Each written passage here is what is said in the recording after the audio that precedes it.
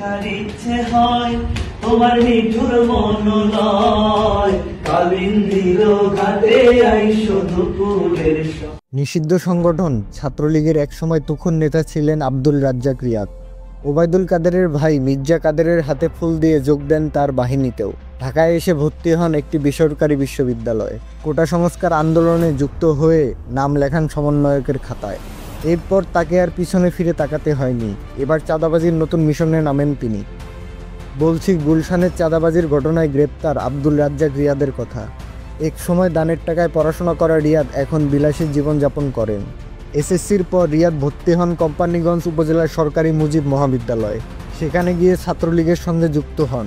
সাবেক সড়ক পরিবহন মন্ত্রী ওবায়দুল কাদেরের ভাই আব্দুল কাদের মির্জার হাতে ফুল দিয়ে ছাত্রলীগে যোগ দিয়েছিলেন। যুক্ত হন তার বাহিনীতেও। তবে আওয়ামী লীগ সরকারের পতনের পর নিজের খোলস পরিবর্তন করে হয়ে ওঠেন সমন্বয়ক। এরপরেই নামেন চাঁদাবাজির মিশনে। 17 জুলাই নিষিদ্ধ দল আওয়ামী লীগের এমপি শাম্মী আহমেদের বাসায় যান রিয়াদ। তাকে না পেয়ে তার স্বামীর কাছে 50 লাখ টাকা ও স্বর্ণালংকার দাবি করেন তিনি। এত টাকা দিতে অপারগতা প্রকাশ করলে তাকে হুমকি দেন সমন্বয়ক পরিচয় দেওয়া রিয়াদ। এক পর্যায়ে তিনি বাধ্য হয়ে 10 লাখ টাকা দেন রিয়াদকে। কিন্তু এতেও ক্ষান্ত হননি রিয়াদ। দ্বিতীয় দফায় আবার চাঁদা নিতে 19 জুলাই রাত 10:30টায় শাম্মী আহমেদের বাসায় যান তিনি। তখন দাবি করেন আরও 40 লাখ টাকা। এই টাকা না দিলে তাকে পুলিশে ধরিয়ে দেওয়ার হুমকি দেন তিনি। আর এভাবেই চাঁদাবাজির টাকায় বদলে যায় রিয়াদের জীবন। অথচ রিয়াদের দাদা এবং বাবা দুজনেই ছিলেন রিক্সা চালক। পরে তার বাবা দিনমজুর হিসাবে কাজ করে সংসার চালাতেন।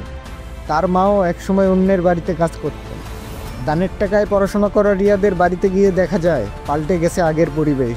টিনের ঘরে থাকার পরিবারকে দিয়েছেন পাকা বাড়ি উপহার, চড়েন দামি গাড়িতে। তার চালচলন ও পোশাকে এসেছে রাজকীয়তা, যা নিয়ে গ্রামের মানুষদের মধ্যে এসেছে কৌতূহল। প্রশ্ন তুলছেন হঠাৎ করেই দানের টাকায় পড়াশোনা করা রিয়াদ কিভাবে হয়ে উঠলেন এত টাকার মালিক।